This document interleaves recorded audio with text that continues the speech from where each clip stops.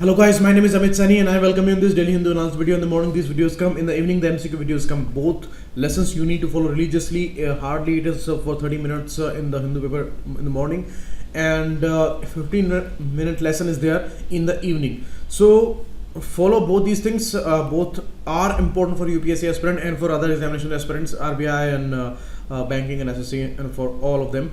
And learning about the current affairs is the most crucial aspect of the competition. So you cannot afford to stay behind and you cannot afford to stay aloof from these crucial details. So that's why these lessons are extremely important. And let's start it. This 60% off is going on. I'm not sure because today is 17th of August. It was extended to some date or not. Please confirm it on this number and on the website address here. Chat section is available, and Pocket News app is trending on Google Play. Download that, and the description of these courses you will get below the video, and you can call on these numbers. PDF you will get here on this Facebook group, and Telegram channel's link you will also find there. This is the Telegram channel's link that you will find there, and you can follow me on Instagram too. These are some words that I found today. And now the first article. This is, you must say, it's a political one because it is talking about the political leaders. The references are given by Mr. Venkaiah Naidu, and obviously he would support this move, and this is a very important decision by the government, one of the biggest for Jammu and Kashmir. And the reference to the history that is given here, as he clearly says that B.R. Ambedkar was not in favor of this Article 370.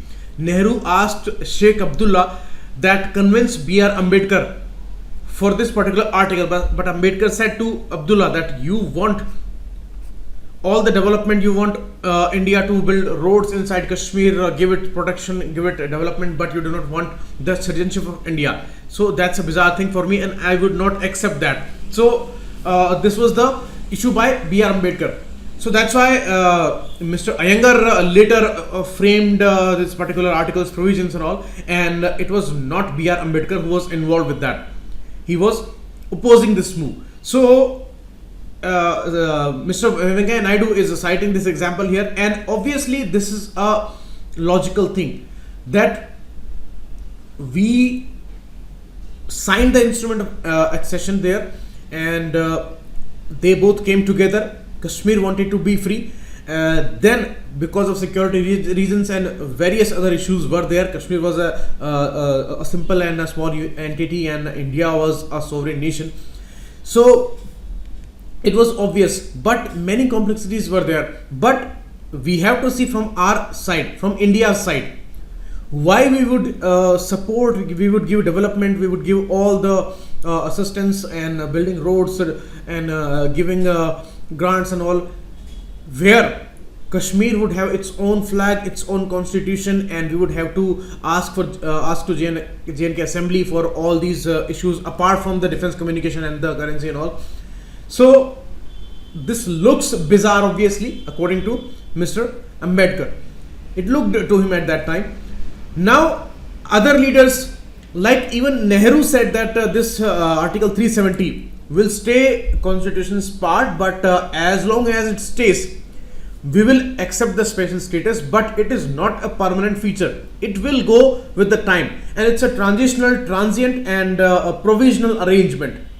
So all leaders were very clear about this issue that it was about to go, but it extended till these 70 years because the kind of autonomy JNK enjoyed in all these decades, that made it de facto a permanent status. And even Supreme Court held that that Constituent Assembly of JNK, that got dissolved without deciding anything about the 370. So it makes it permanent. But you see, politically it was very much clear that it was about to go. So it went there. Now many opinions are there, and this is the biggest problem for UPSC aspirants today. Like when something is having two kinds of opinions, positive and negative, then both are very intensive. Positive, very intense. It is talking greatly, as Venkaiah Naidu says, that it's a great leveler. All the people will be totally integrated with India's country now, and it is going to be a game changer. It is the biggest decision. But On the other side, when we talk about the negative opinions, then these are also very intense in its side, because it says that people are nowhere gonna accept this, and they are heavily protesting also, as we see in the newspaper, and they were constrained and they were put under the 144 there. So both kinds of opinions are stark and they are intensive. Now we have to accept both these realities, and we have to accept this decision also. We have to accept the complex situation of Kashmir also. So according to that, as a student, we need to write there, and we need to put both these facts here. And you cannot go with just one side. Why? Because there are issues, like they have made JNK UT not a regular state like any other state of India. They have made it a UT. So that's why it's not a decision where you will say that JNK is like any other state now. It has become a union territory, not a state. So it has a stripped of some political powers there, political autonomy there. So that is also a problem. But it was very much necessary also, because it's a very, very sensitive state, and India-Pakistan relations are based on the JNK problem there. So that's why we cannot compromise at that thing. So it's a very, very highly complex issue. But here Venkaiah Naidu is talking all positive about it, and we will discuss according to the article. And as I told you that these all things are well discussed, we have given a lot of time on the similar points, so we will not go into these details, because these are similar ones talking about same things, and just he is giving some reference to the past leaders, their opinions, and talking the same thing here, as he says that even the senior Congress leaders, they supported the removal of Article 370, like Ramanohar Lohia and K. Hanumanthayya. So they all were with it. So that's why you can write all these points. Okay, so you can name all these leaders like Ramanohar Lohia, K. Hanumanthayya. Others are also given as a name, the leaders from CPI, other socialist leaders. Even the colleague of Nehru, Mr. Gulzarlal Nanda, had told Parliament decades ago that Article 370 is nothing more than a shell emptied of its content, means it's all hollow and it has no practical implications now, so it must go. So all these issues, so you can write a very important mains question, you can write even a small essay on the topic, because JNK is a complex issue, and they may check your overall knowledge about the issue. And deep knowledge, overall knowledge, what it means, it does not mean that you support the decision of the government and you do not talk about the complexities. It is not like that. You have to talk on both the sides, because both sides are real. Means government has taken this important decision that was very much necessary, but these complexities are also real. So that's why deeper the knowledge, deeper the issue, and more and more complex situation you must understand there. Next article is the most important article of the day, important for GS paper 2 and 3 also, like the security issues are there in the GS paper 3. So it is the decision of Chief of Defence Staff. Prime Minister from Lal Killa announced this thing, and we felt this need when Kargil war was there, and some decisions were delayed because of lack of coordination there, and we did not have a single authority over 3 services. So that's why we felt this need, and it was a task force headed by K. Subramaniam. He told that there must be a particular body, because there are systematic issues bedeviling our national security structures, and they may compromise the security issue there, and poor coordination is there, and technological inadequacies are there. Means problem for sure is there, and it is compromising our security condition. So government appointed a group of ministers there, and they said that some recommendations we are making here, and it covered intelligence, internal security, border management, and defense, these important areas. So they said that there must be a national security advisor, and he was appointed according to that. They accepted all the recommendations, but one recommendation, which was regarding the appointment of CDS, Chief of Defence Staff, that was not taken. There were some reasons. First, we will talk about those reasons why CDS was not appointed, why that recommendation was not taken. Yesterday, we discussed that it is not clear that he is going to be a 4-star officer or a 5-star officer, because all these chiefs of these 3 services, they are 4-star officers. So he will be for sure above these ones. So that was the main reason that some recommendations were not accepted, because even in the groups of these forces, some people did not want CDS to come up there, because it would undermine the authority of these 3 service chiefs. That is apparent, because they are right now above these forces, and their authority is ultimate. But today, when CDS will be appointed, then it will be above all these 3, and it will ultimately advise the security advisor and the government there. Next, establishment in many countries of theatre commands under the CDS reinforce this fear. Means this fear was visible in some countries where CDS is working. Third, other concern was that an all-powerful CDS would distort the civil-military balance in our democracy.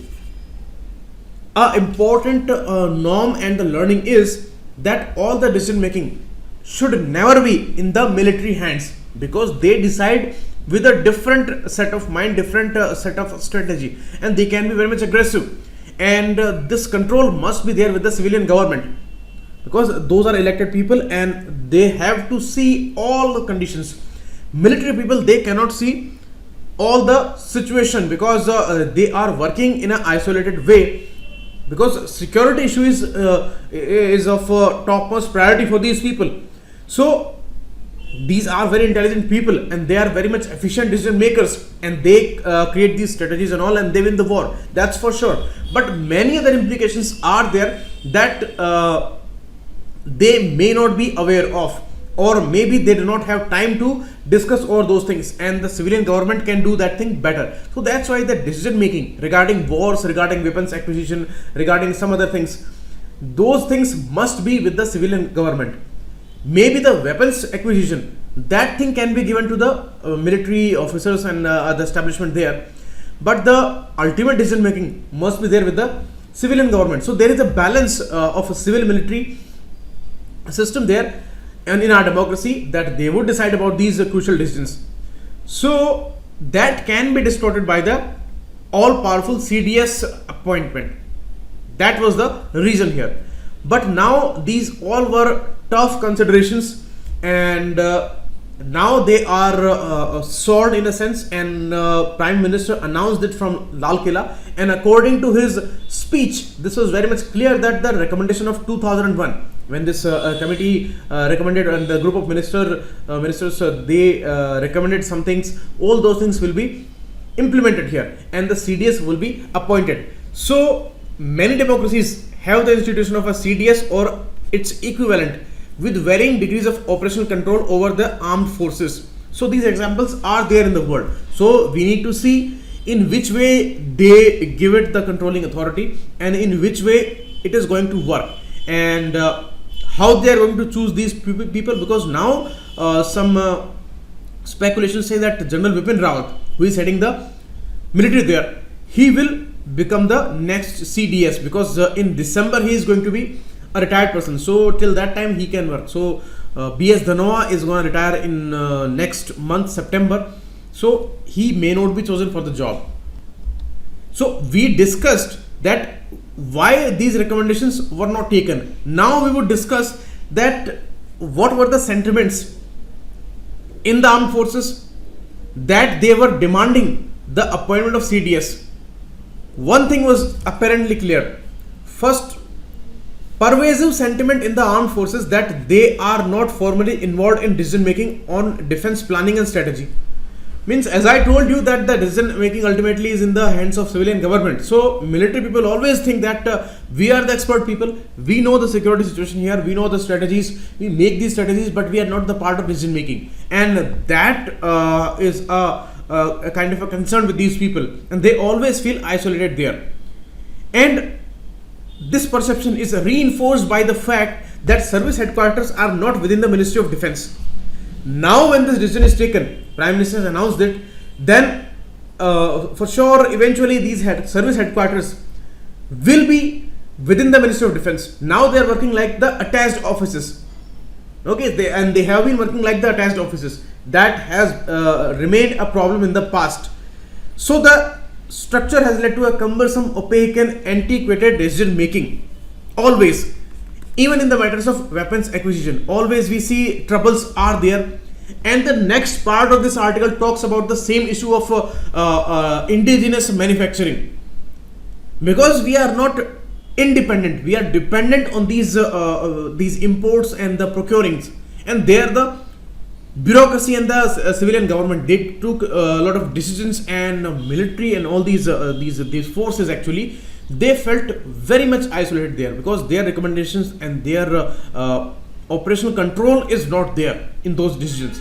So that remained a problem, and that's why CDS is going to be a game changer for these people. And obviously it would be a connected authority, and it would convey all those issues to the ministry and the executive there. So there is a need. Changing face of conflict is there, means ever changing scenario in the arena we have been observing in all these conflicts in all these respective countries. Like we can see the example of nuclear weapons, how these are threatening the world, and cyber wars are there, and different types of information wars are there. Many types of attacks we have seen. So new challenges are coming every day. So we need to adjust according to that. We need new capabilities always, and a coordination between these three services, a kind of integrated strategies are needed. So those all things will be possible with the appointment of CDS. Biggest need, they require a prioritization of weapons requirement for the forces, optimization of those, and resource allocation, and clearly defined national defense strategy. All these things will be smooth with the appointment of CDS. That is expected. And as it was recommended, we can have models like in Andaman and Nicobar command. There is a tri-service command. All the forces are stationed there, like military, navy and air force. So there it can be practiced, and the appointment of CDS could have been there. Means at that time, 18 years back, it was recommended that CDS must be appointed in Andaman Nicobar command. So these kind of things we can see. So many other articles will come on this issue, because when it will be operationalized, then we will have a new experience, and certainly some article will come on this issue. Right now we have just an announcement, and how they are going to execute and implement these decisions we have to see. So this is all in the article. Next, the CSR issue, corporate social responsibility. You all know that since 2003 it's a mandatory condition, and it's not an optional thing, it's a mandatory thing, and it was to promote the inclusiveness in society, and now it has become an imposition on India Inc., means the whole corporate sector of India, and it is the provision of Companies Act 2013. What is that? There are some conditions, like if the worth is more than 500 crore rupees for a company, or turnover of 1000 crore rupees or more, or the net profit is above 5 crore rupees, then for the last 3 years average of their profit. And how much percentage of that average? 2%.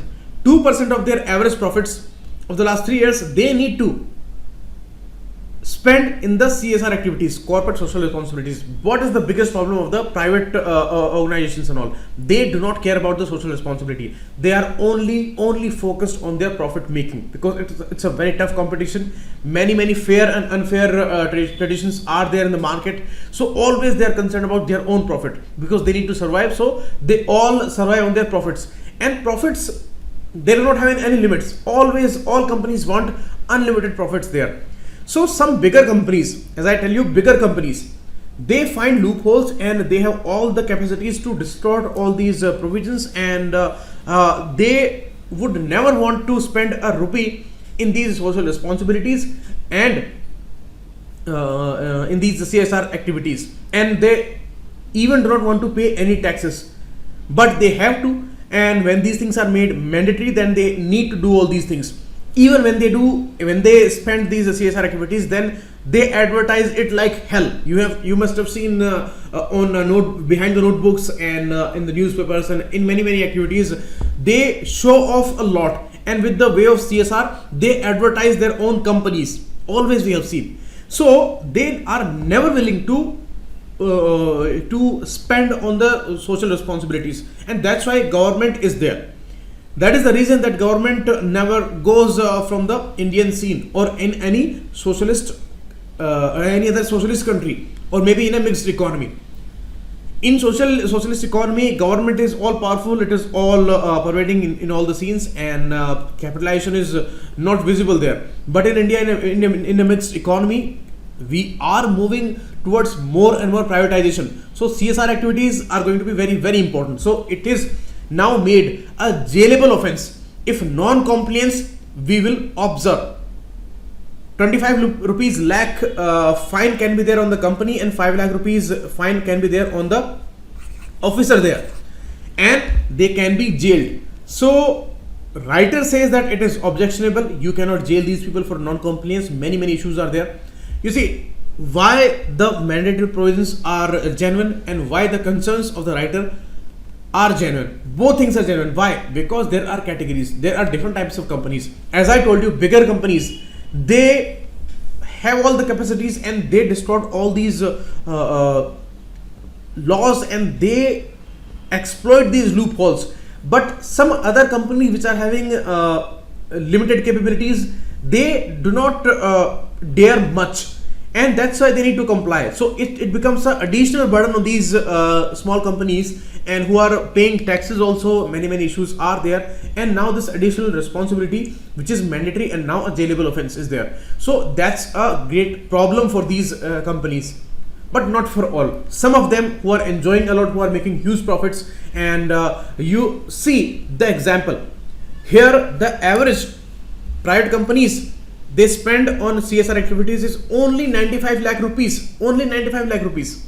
And PSUs which are struggling a lot, they are making an expenditure of average 9.40 crore rupees. So you can see the issue here, that 95 lakh and 9.40 crore means total 10 times. And these PSUs which are struggling a lot, so they do not want to spend, and that's why government is bound to make these things as mandatory and much more strict and jailable offense. They have made it. So it's a problem for some companies, and it's a condition for some other companies. But all companies will defy this move. When those who were not ready to do all these things and who regularly exploit these loopholes and all, they're also protesting. But some other companies which are really troubled with these kind of mandatory conditions, they're also protesting. So it's all an issue, and government has taken an important decision. It was finding it very necessary, and they have to comply here. So this issue would be important for GS paper 2 and 3 both. Okay, because related to economy and the companies and all, and the issue of administration and polity also there. Many other articles we will also see on this issue when much more scrutinies will be here, because making it a jailable offense is the biggest issue here. Next, justice for the mob. In a kind of a mockery of justice system in India, we saw an example that in this age when everything becomes live within minutes, and people have mobile phones in their hands and they can shoot videos there, they can even make them live anytime. So everything is crystal clear. Nobody can hide any situation there if people are making videos and making them live. Here, in a daring move, a case of cow vigilantism was there, and they killed a person in a daylight on the road, clearly in front of many people. They attacked a person, they killed that person, video was shot, it was all circulated in its original form so that it can be a great fear among some targeted people, and they wanted to show that you will do something to our holy cow and we will kill you. For that particular message, they spread the original video all over this world, and many other people who were standing there by the side of the road, who never dared to stop these people, they saw everything. So things were so clear that nobody can say in this kind of a case that things are confused and we cannot decide about those cases. Like court says that we cannot decide about this case, that things are confused and there are not enough evidences. I don't know what kind of evidences court demands here. Visual evidences were there, and the biggest thing, a dying declaration. You will be shocked to know that dying declaration is the most trustable thing in the justice system, because it is taken as such that a dying person always says a truth. He said he named these assailants there, and those people, shockingly, those people were not charge sheeted by the police. Means the person named some people, those people were not charge sheeted, and some other set of people, they were taken to the jail, and the police department there, those did this kind of working, and they charge sheeted some other group of people. So that was the mockery at first, and you see it has become a political scenario also, because when that incident happened in April 17, so at that time in Rajasthan there was a different government. Today there is a different party's government, and today when this decision came, then they are going for a SIT, special investigation team. So obviously these are all political moves, but it's all necessary also, because the kind of decision we have seen, it's a kind of a mockery. Here a principal reason given by the court is that the 6 persons named by Khan, the dead person Pehlu Khan, were not charged sheeted by the police, and it seems that derailment of the prosecution case began early, based on mobile phone call records and statement of staff at a cow shelter. The police gave a clean sheet to the named suspects and booked a different set of people, including 3 minors. So minors are also involved here. This shows a social situation, the way we have polluted the minds of young people, the young kids actually, because minors, how much experience they have, and they are involved in open killing of the people. You just imagine what kind of impact there would be in that area where 14 to 18 years of boys are living, what kind of mindset they are living with, and now what kind of impact they had on their minds, what kind of citizen they will become in the future, and these 3 minors, what kind of citizen they will become in the future. So what we are doing, is this a joke? That's a clear thing here. Because why we are putting so much emphasis here, because this was the case when it happened. It was so apparently clear, it was so daring a move, that there was no hide in this case, and they were openly doing everything and spreading everything. It was not any isolated event, or it was not a kind of a simple crime that happened somewhere and we are collecting the evidences. It was all happening in the open daylight, on the road it was happening. Many hundreds of people were looking at this, but today courts released all these people, and it said that we cannot say that these are the criminals. Then who killed Pehlu Khan? That's the problem here. One more problem, when this incident happened, then they took that person Pehlu Khan to government hospital. Then they said that the victim died of injuries. It was all apparently clear. The video we have, that these person are hitting that person, he's all covered with blood, and he was about to die. Okay, in the same manner, when many people kill any dog or any other animal by stoning that animal, in the same manner that person was just moving with the lost conscience there. So victim died of injuries. They said that because that was all spontaneous. Then later they took that person to a private hospital, and that claimed that the cause was a cardiac arrest. Who will believe this kind of thing? Nobody can believe this, but this is all happening, and it's a silent acceptance by the public, that's for sure. And even courts are doing that. That's the most unfortunate and heartbreaking thing.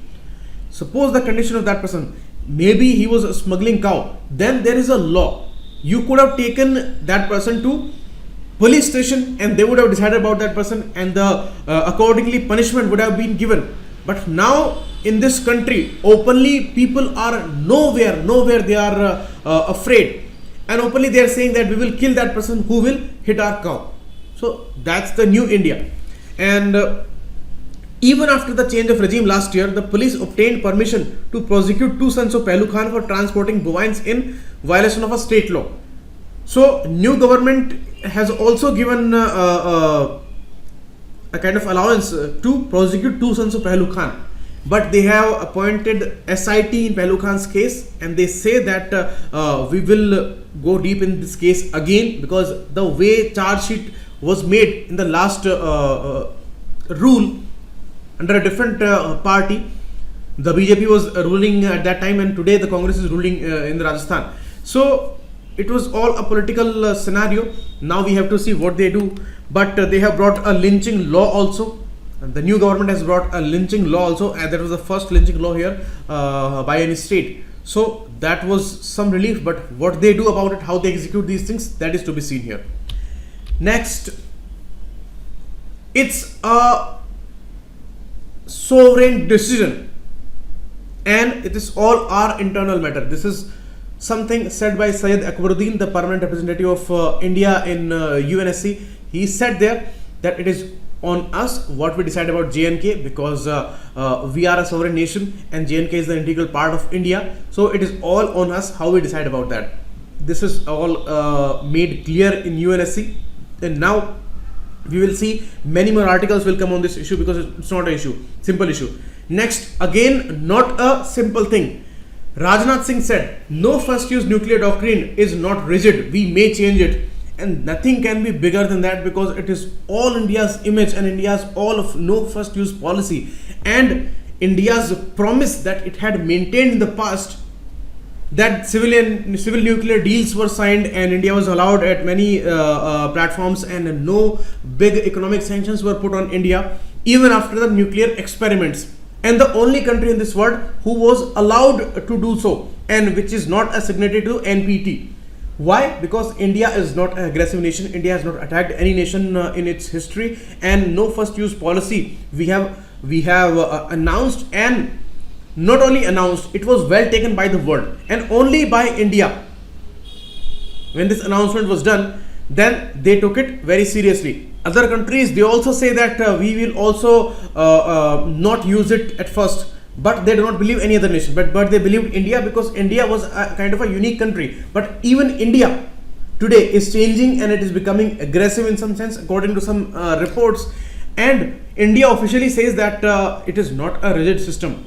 Then certainly it will have bigger implications, and in many articles we will see this issue. Next article, surely we will see 2-3 articles on this nuclear doctrine, no first use policy issue, because it's a huge saying by our defense minister. So this is all for today. We will meet again tomorrow, and some details are given here.